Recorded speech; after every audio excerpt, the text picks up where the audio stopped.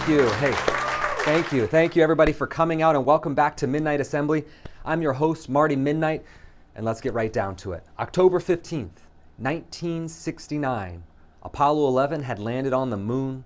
The Beatles had released Abbey Road in the United States. Bob Dylan was working on an album, and somewhere in the Oval Office, President Richard Nixon was pacing nervously. And why was he pacing nervously? Well, because America had stopped. And they didn't stop for Apollo 11 or for Dylan or for the Beatles or for football. They had stopped for the war. They had stopped for the draft. They had stopped for the kids who weren't coming home. And this moment was called the moratorium to end the war in Vietnam. And now I realize the term moratorium is not going to knock you out of your seat. It doesn't quite have the power pizzazz of the March to Selma or Paul Revere's Last Ride. But this moment was impactful because the people of the country, they didn't ask for permission from Washington. They stood up and they did something. Heck, even people in Des Moines, Iowa put their coffee down and said, you know what, enough is enough. And to really, appreciate the gravity of this moment, you need someone who understands the echoes of history, who can read not just the footnotes, but read in between the lines a little bit. And I know of no better person than my guest tonight, a man who once auditioned for the role of young Lincoln in Lincoln Vampire Hunter, and for his monologue brought a copy of the Emancipation Proclamation, arguing that historical nuance was the real wooden stake. Ladies and gentlemen, my guest, Desmond Crow. Good evening, Marty. Or as I said in my audition for Nosferatu, good evening. Wow, Desmond, you really seem to have an affinity for the night. What can I say? Us theatrical types have an affinity for the night. You brought props again. Front page from October 16, 1969, nationwide protests sweep America, a headline that tried, but failed to capture the soul of that day. This was the real soul of that day, a single flower left on the courthouse steps by a nurse who just lost her brother in Da Nang. It was a funeral for a war still breathing. I tried to use that line in a Tennessee Williams audition once. The director said it was emotionally compelling, but too contemporary. There. You were there. What did it feel like? It felt like the country exhaled. Finally. There were no stages, no rock stars, just people, students, reading the names of the dead in candlelight, church bells tolling like a metronome of grief. All over the country, people stood in silence. They weren't making noise, but they were heard. And it wasn't just the usual suspects. No, sir.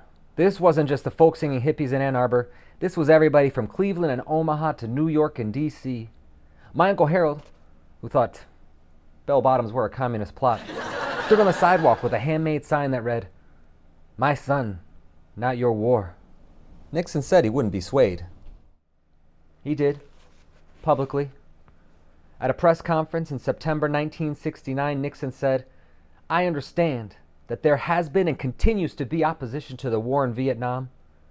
As far as this kind of activity is concerned, we expect it. However, under no circumstances will I be affected whatever by it." But was he affected by it?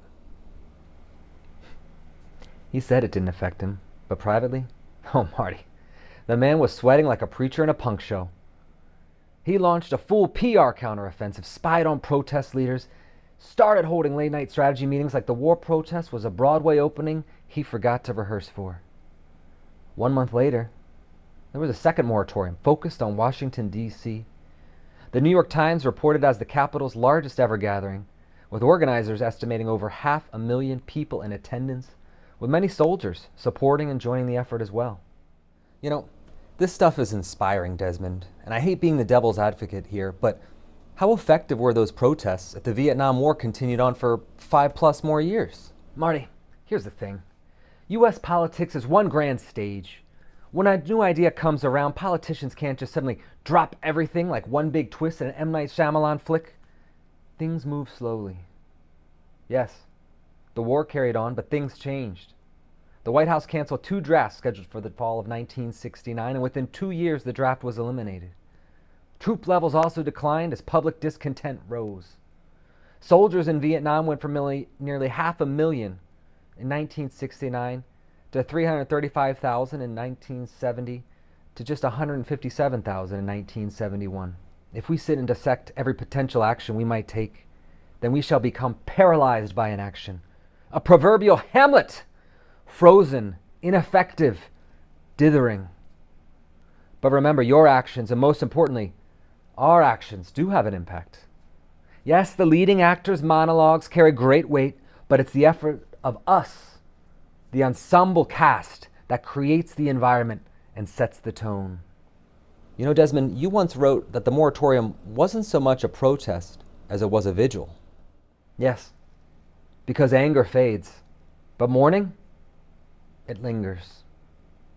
This was a protest stitched from silence, a kind of stillness that carried weight. That told Washington, we know, we count the coffins, we read the names, and we will not applaud this theater of war. Speaking of theater, I once tried to perform this monologue in a local production of Hamlet. They let me design the breakfast spread instead, but I digress.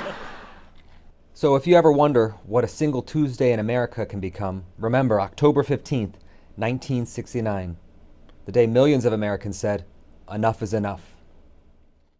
And they said it with silence, carnations, and courage.